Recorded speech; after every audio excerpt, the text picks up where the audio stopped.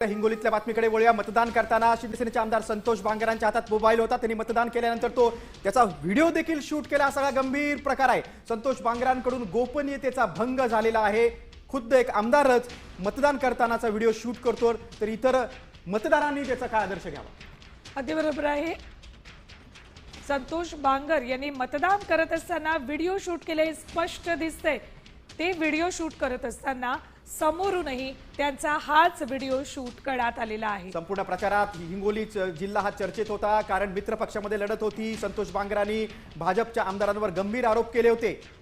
शिंदे सेना आणि भाजप आमने सामने होते, आणि आता मतदानाच्या दिवशी देखील आपण बघतोय की संतोष बांगरांनी गोपनीयतेचा भंग केलेला आहे। मतदान करतानाचा चक्क त्यांनी व्हिडिओ काढलेला। तर निवडणूक आयोग याची कशी दखल घेते, काय कारवाई करणार ते बघणं खूप महत्त्वाचं आहे।